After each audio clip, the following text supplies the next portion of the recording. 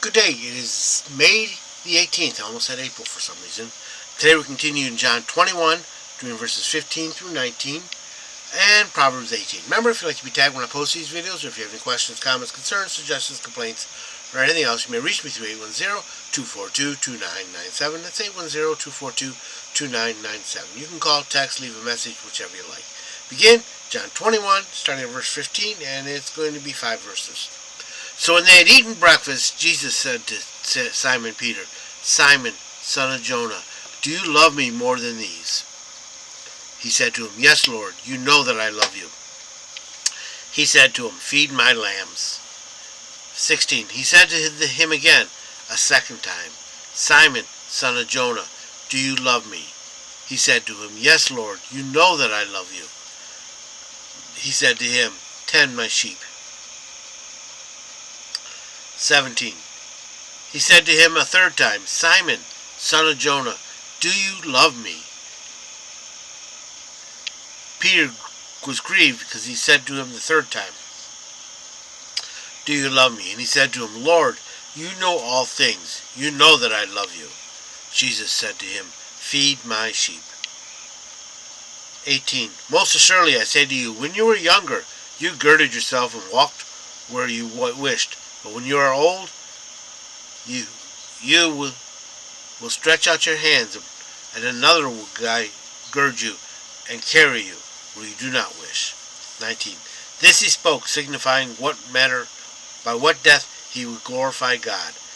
And when he had spoken this, he said to him, "Follow me." All right, so we got verse 15. There's a lot in here, and we're not going to have much time for it. So when they had eaten breakfast, Jesus said to him, "Simon Peter, Simon, son of Jonah, do you love me more than these?" He said to him, "Yes, Lord, you know that I love you." And he said to him, "Feed my lambs." Now, Jesus is saying, "Do you love me?" as an agape love, which is total love. And Peter is replying, "I love you," with philos love. In other words, brotherly, affectionate love, but it's not as high as agape love. And Jesus uses agape love the first two times and then goes to philos the third time. Peter always uses the word philos. Because Jesus the third time brings himself down to love at the same level as Peter. I mean, neither one's bad, don't get me wrong. More than these. It's more than his companions, more than they. Do you love me more than they do? Do you love me more than they love me? And do you love me more than you love them? That's what he's saying. And he's not downgrading, but he's going to feed my lambs. That's the little ones. That's the first part. He's giving him a new commission. 16. He said to him again a second time, "Simon, son of Jonah, do you love me?" Agape love. He said to him, "Yes, Lord, you know that I love you." Philos love. Then he said to him, "Tend my sheep." Tend is more than feeding. It's taking care of them. It's being a shepherd to my sheep. 17. He said to him a third time, "Simon, son of Jonah, do you love me?" Now Jesus is using the word philos. Simon was grieved because he said to him a third time, "Do you love me?" And he said to him, "Lord, you know all things. You know I love you." The philos love. Jesus said to him, "Feed my sheep." And again, the first was lambs, then tend to them as a shepherd tends to a flock, and then feed my sheep as they're grown. 18. Most assuredly I say to you, when you're younger, you girded yourself and walked where you wish. In other words, like any kid, or like any person. But when you are old, you will stretch out your hands and another will gird you. In prison clothes is what he's talking about. And carry you to where you do not wish.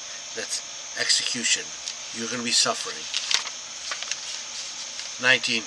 He spoke, signifying by what death he would glorify God. What manner of death? He shall glorify God. And when he had spoken this, he said to him, "Follow me." Follow me, no one else, nothing else, just me. 18. Proverbs 18. He that separateth himself seeketh his own desire. In other words, he don't want anyone else to get credit either. And snarleth against all sound wisdom, because he doesn't want to listen to anyone. He won't have to share credit. 2. A fool has no delight in understanding, but only that his heart may lay itself bare. 3. When the wicked cometh, then cometh also contempt, and with ignominy reproach. 4. The words of a man's mouth are as deep waters, a flowing brook, a fountain of wisdom. 5. It is not good to respect the person of the wicked, so as to turn aside the righteous in judgment. Don't let the position or relationship you have with the wicked mar your dealing with them. And definitely don't let that relationship let you hurt someone else that's innocent. 6. A fool's lips enters in contention. His mouth calls for strokes. Smart mouth will get you beat. 7. His fool's mouth is his ruin, and his lips are a snare of his soul. Blabs too much, tells too much, that will get you in trouble. 18. The words are 8. The words of a whisperer is dainty morsels, or poison, sweet, tasting poison, and they go down to the innermost parts of the belly, and they go right into you. 9. Even one that slack in his work is brother to him that is destroyer. Shoddy work equals destroyed materials. 10. The name of Yahweh is a strong tower. The righteous run into it and is set up on high. God will protect his own. 11. The rich man's wealth is a strong city, and as a high wall, his own conceit. He trusts in wealth himself, which is foolish. 12. Before destruction, the heart of a man is haughty. Before honor goes humility. Pride brings destruction. Humility brings honor. 13. He that giveth an answer before he heareth, in other words, he stops listening before everything's said. It is folly and confusion to him, because you don't have all the facts. 14. The spirit of a man will sustain his infirmity, but a broken spirit who can bear.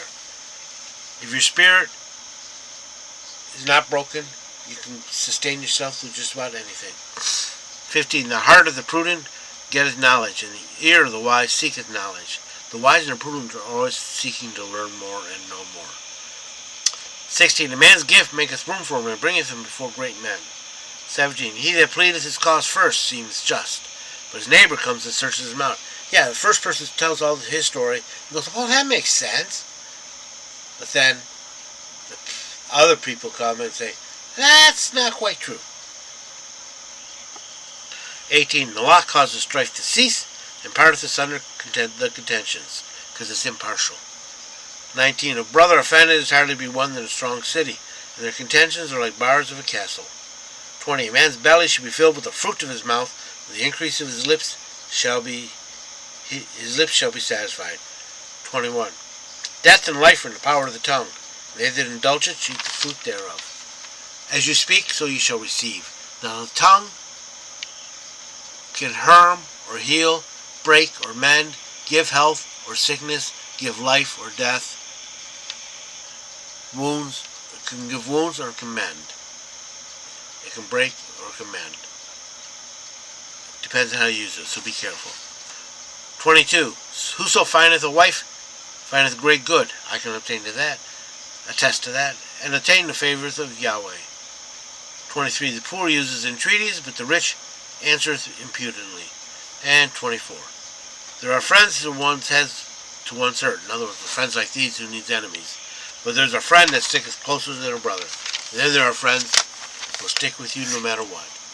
I hope you've been blessed by this reading. May the Lord richly bless you. Remember, if you'd like to be tagged when I post these videos, if you have any questions, comments, concerns, suggestions, complaints, or anything else, you can reach me through 810-242-2997. That's 810-242-2997. You can call, text, leave a message, whichever you like. Remember, Jesus loves you, and so do I.